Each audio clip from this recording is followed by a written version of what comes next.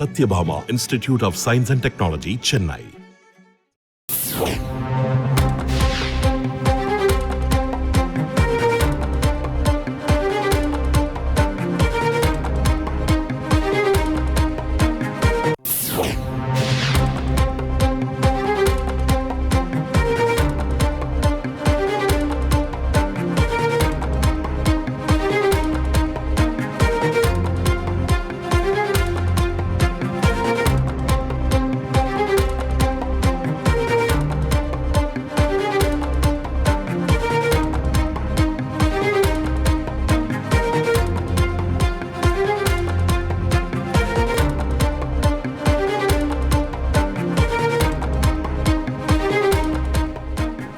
மதுரை மக்களவை தொகுதியில் Marxist communist கட்சி சார்பில் மீண்டும் சு வெங்கடேசன் போட்டி என தகவல் வெளியாகியுள்ளது. கூடுதல் விவரங்களோடு செய்தியாளர் சங்கரன் இணைகிறார். சங்கரன், வணக்கம். கூடுதல் விவரத்தை பதிவு செய்யுங்கள்.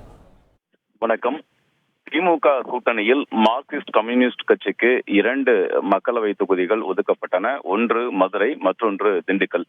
2 தொகுதிகளுக்கும் வேட்பாளர்களை இறுதி செய்வதற்காக அக்கட்சியினுடைய மாநில செயற்குழு கூட்டமானது இன்று காலை 11 மணிக்கு துவங்கி நடைபெற்று வந்தது. சற்று முன்பு வரை அந்த கூட்டமானது நடந்திருக்கிறது. சென்னை தியாகராய நகரில் உள்ள அந்த மார்க்சிஸ்ட் கம்யூனிஸ்ட் கட்சியினுடைய மாநில தலைமை அலுவலகத்தில் அந்த கூட்டம் நடைபெற்றது. இதில் மதுரையுடைய தற்போதைய எம்பியான சு வெங்கடேசன் மற்றும் அதே போன்று திண்டுக்கல் மாவட்ட செயலாளர் சச்சிதானந்தம், மாநில செயற்குழு உறுப்பினர் பாண்டி உள்ளிட்ட மொத்தம் ஒரு 50க்கும் அதிகமான மாநில குழு உறுப்பினர்கள் அந்த கூட்டத்தில் கலந்து கொண்டனர்.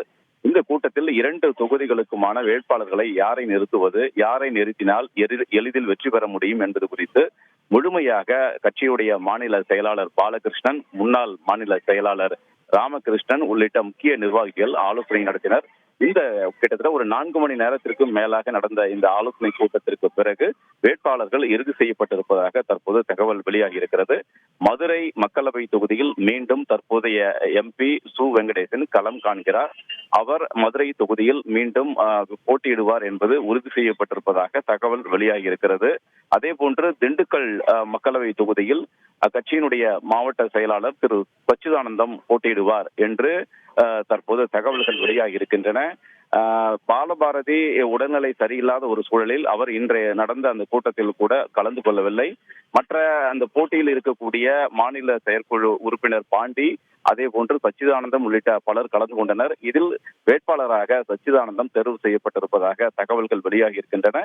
இன்னும் சற்று நேரத்தில் அதிகாரப்பூர்வமான தகவலை கட்சியினுடைய மாநில செயலாளர் திரு பாலகிருஷ்ணன் வெளியிட இருக்கிறார். எனவே திமுக கூட்டணியில் அங்கம் வகிக்கக்கூடிய மார்க்சிஸ்ட் கம்யூனிஸ்ட் கட்சி 2 தொகுதிகளுக்கும் வேட்பாளர்களை இறுதி செய்திருக்கிறது என்பது குறிப்பிடத்தக்கது.